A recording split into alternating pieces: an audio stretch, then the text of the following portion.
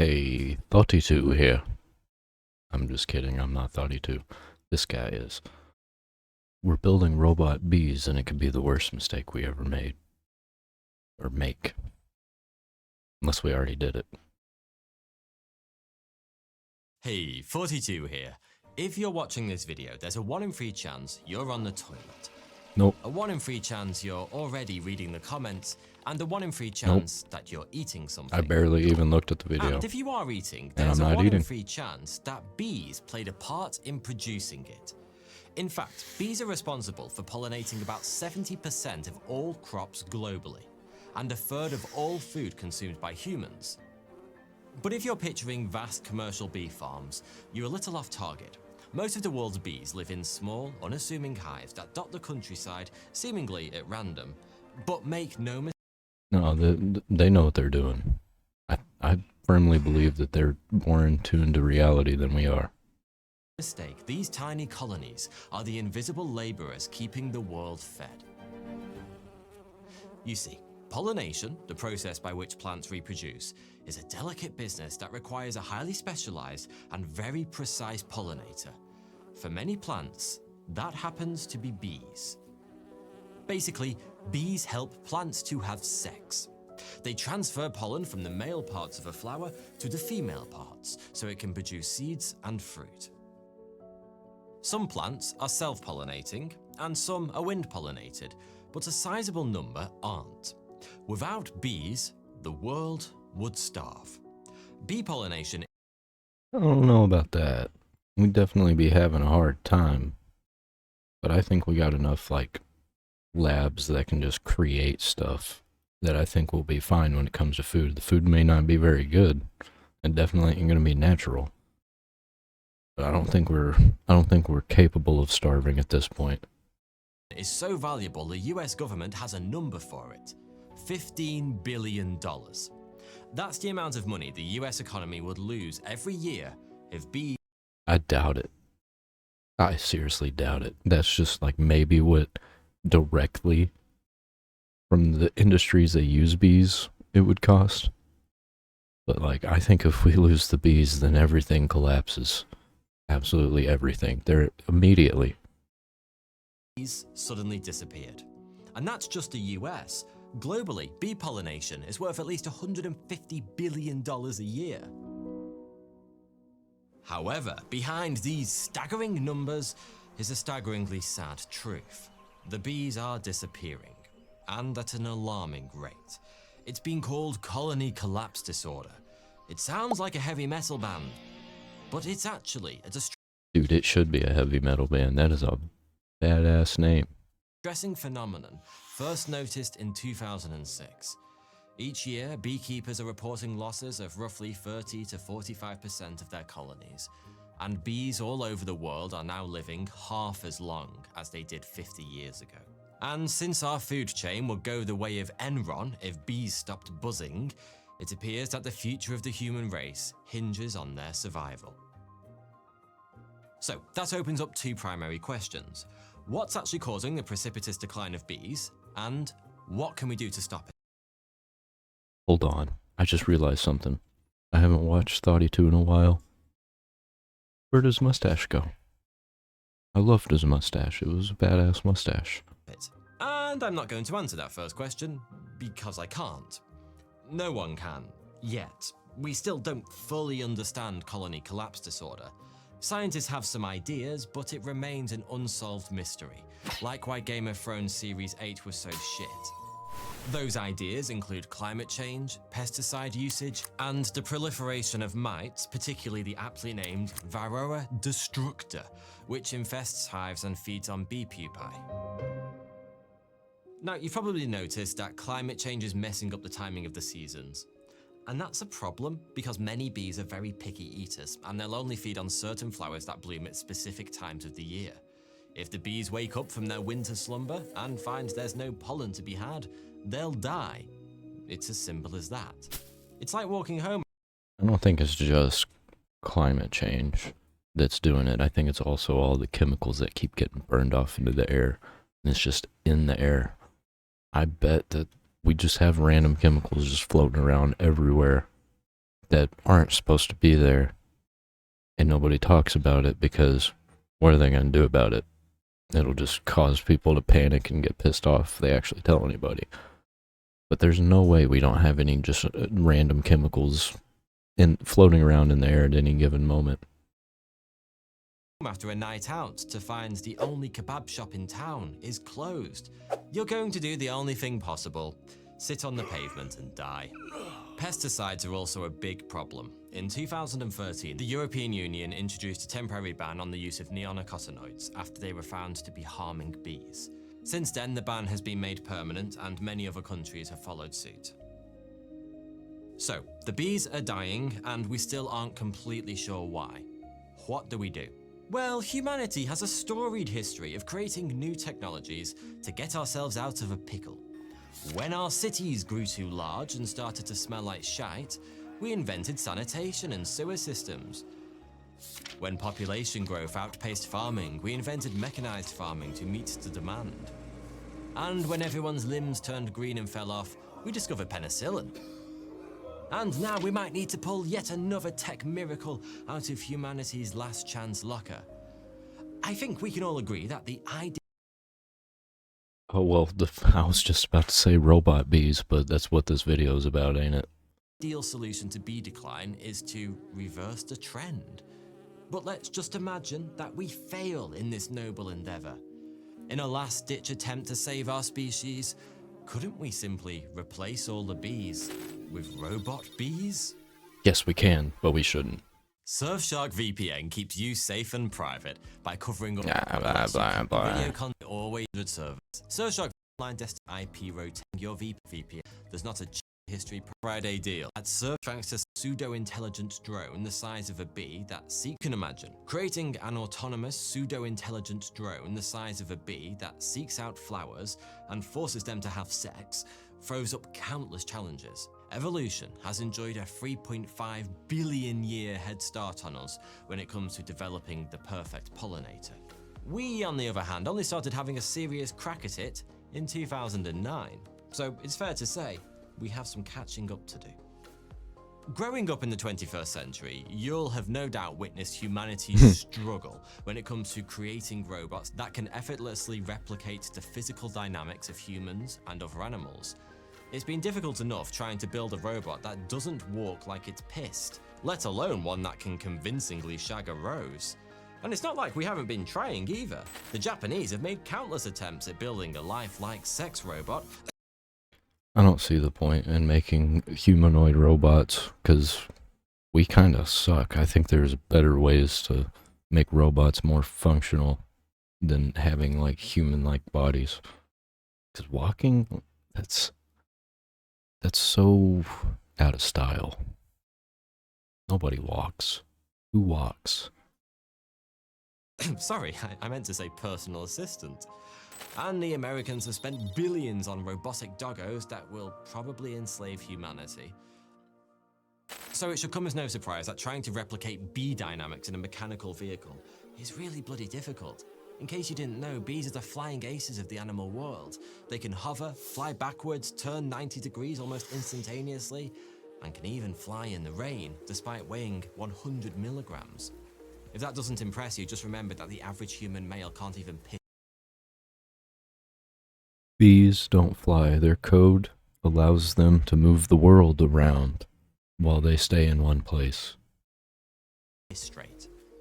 Yet, with over 2 decades of R&D by the world's brightest minds, it's still proving difficult to replicate a bee's complex maneuvers. And then there's the massive issue of miniaturization. It's taken us half a century to go from room-sized computers to the smartphone that's beside you right now. Didn't take long. Most honeybees and bumblebees, the most likely pollinators. Compared to other technologies, it takes hundreds of years for it to advance as quickly as the computers did to these phones right here.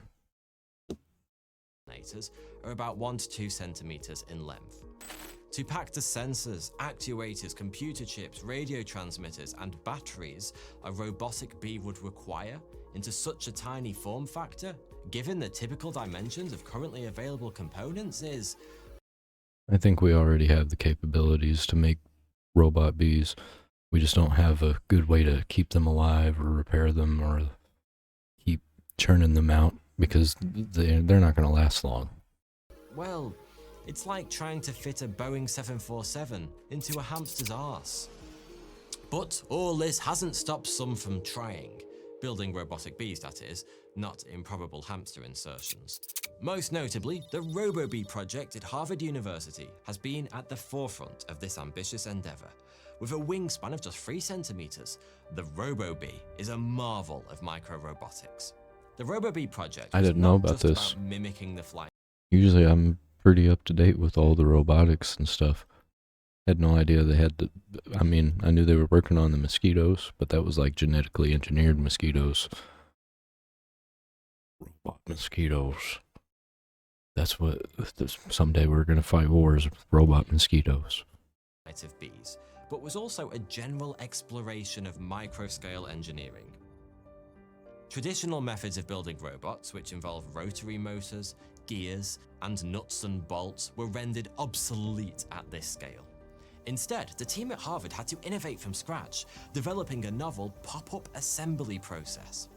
This method, inspired by the simplicity and precision of pop-up books, means the RoboBee can be printed as a thin, multi-layered sheet of carbon, brass, and titanium, then simply popped up to create a 3D robot literally in seconds. The wings of the RoboBee are powered by artificial muscles. These are made from piezoelectric actuators. How small? How small is that? Unless I missed the scale, I really want to know what the scale is for how small this thing is. It's got to be the size of a bee, right? This smart material basically contracts when electricity is passed through it, exactly like a real muscle. Using these, the RoboBee can flap at an astounding 173 times per second. That's really nice, Harvard, but still a touch behind the honeybee with its 230 Hz wings. By the way, if you're wondering why it's so important to increase that number, the more flaps per second, the more stable it will be in flight, because on this scale, gusts of wind can easily carry the robot away. The RoboBee can also perch onto pretty much any surface at almost any angle using static electricity. Similar to when you take the plastic film off a product and it sticks to your hands incessantly, and after 2 minutes of trying to awkwardly remove it, you genuinely consider chopping your limbs off because it would just be easier. However, the RoboBee still relies on an external tether for its power and decision making, and putting these on board the robot at this scale is still a long way off. The Harvard team did strap tiny solar cells to the RoboBee to see if it could generate its own power on the fly from sunlight, but its flight was that's way twice the power it could generate, way too small. So that's quite a deficit to overcome. Each RoboBee weighs just 259 milligrams, and in 2012, the Harvard team proudly watched as it made its very first untethered flight. However, it lasted for the grand total of 1 second before careening off. Still, it holds the record. And then we're gonna put AI into it to automatically detect where to go and what to pollinate. And then you know what's gonna happen from there. Skynet takes over. For the lightest machine to ever sustain self-powered flight. Since Harvard's pioneering work, there have been many other projects that have popped up around the world, but they all face essentially the same problem. The required technology simply doesn't exist yet. Computer chips, although remarkably small, are still too big, especially those that are required to run the advanced image recognition and AI models on board for flower recognition, navigation, and decision making. And then there's the batteries. We've been using the same lithium-ion technology in consumer tech for decades now. Every industry is awaiting the invention of a new, lighter, longer-lasting battery. Realistically, we're probably at least a decade away from functional robotic bees. But they will come. Which leads me to my next question. Unless we end up dying before then, World War III starts, I think this kind of stuff's going to be put on a pause.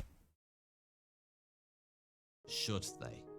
Now, personally, I'm under the impression that we should mess about with nature as little as we can. Earlier, I said that evolution has a 3.5 But we gotta do what we gotta do, though. billion year head start on us. And who are we to think that we know better about the delicate balance of unfathomably complex ecosystems? We have no idea how the real bees would react to robotic mini-me suddenly rocking up on their flower patch. It might scare them away. They might see them as invaders and try to attack them.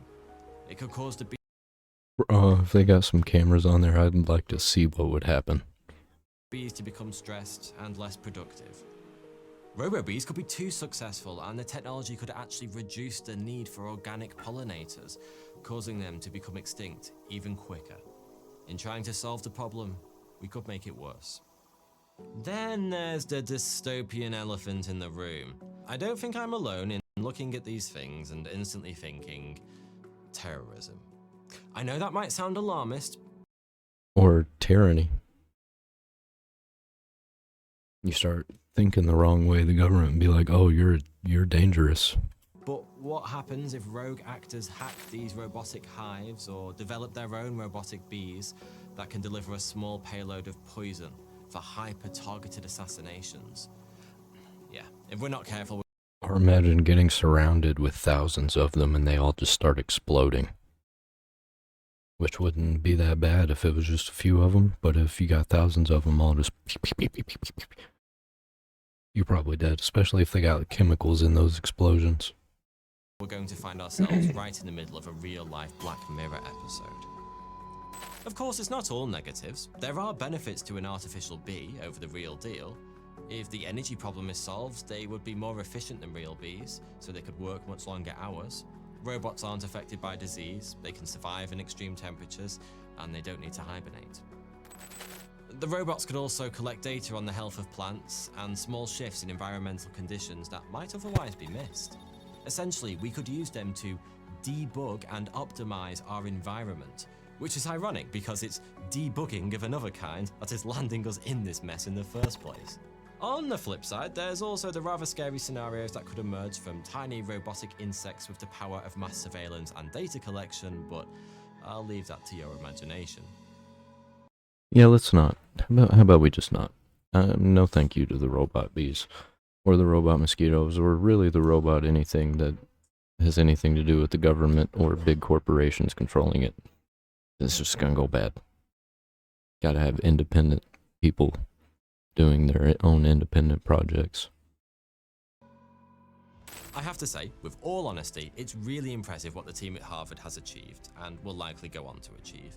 But with all of this in mind, I'd like to propose another solution to our dwindling bee problem. Yes, please. Now, fair warning, this might sound a little out there, but bear with me, because it could catch on.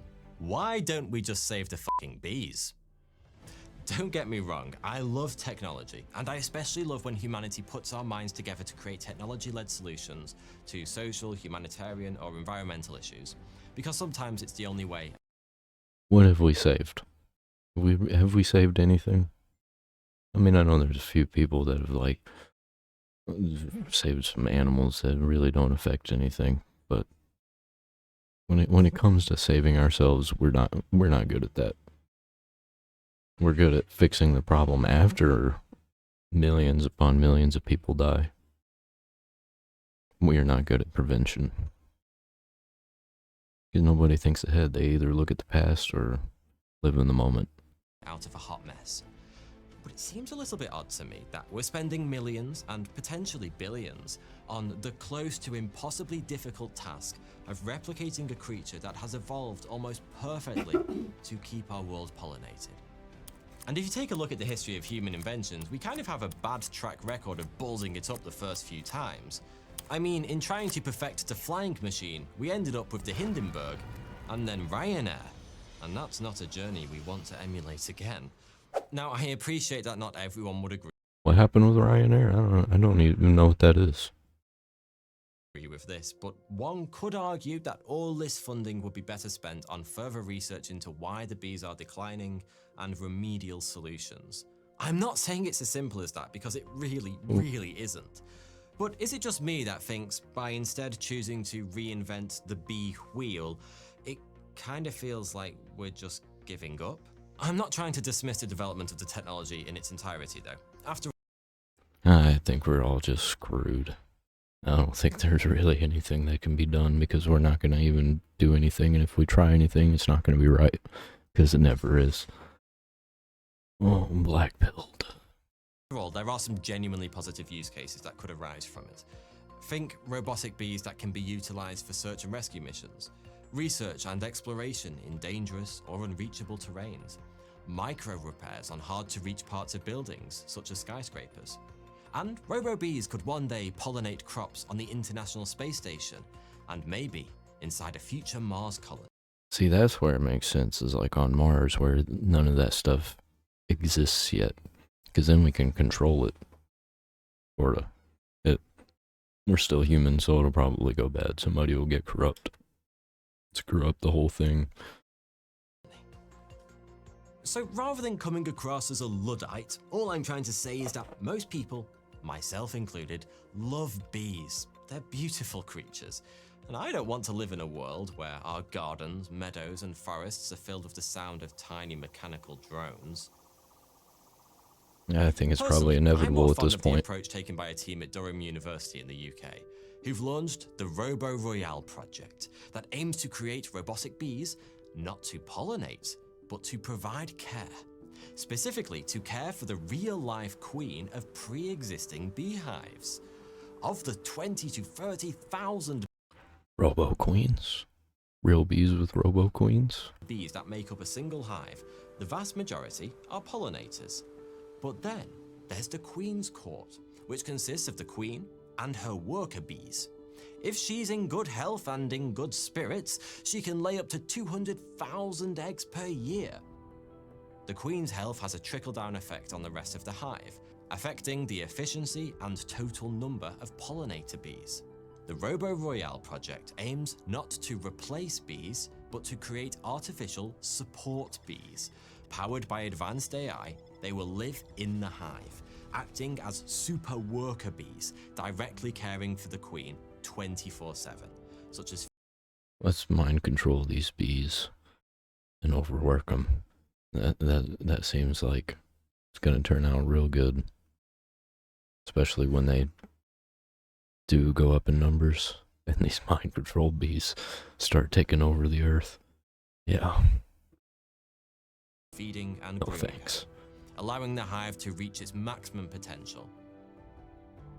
Robo Royale is in its very early stages, but it offers a much less invasive approach to fixing the bee decline dilemma, and I think if implemented correctly, it could be the happy medium that bees and humanity needs. With everything I've said in mind, it's very easy for me to stand here and blame the ominous they for not doing enough to save our black and yellow warriors. But maybe we should all take it upon ourselves to do our part by planting more flowers, selectively rewilding parts of our gardens and communities, and buying local honey to support small-scale beekeepers.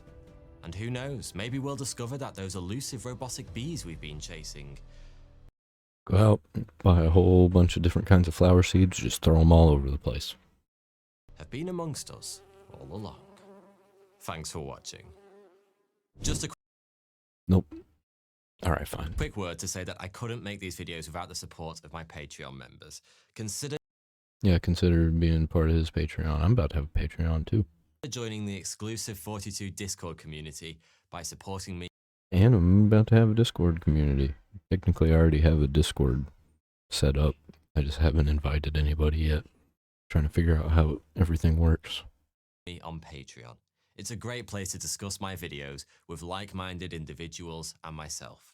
The link's in the description, but if you don't want to, or you can't join my Patreon, then please don't worry. A simple like or comment to say thanks.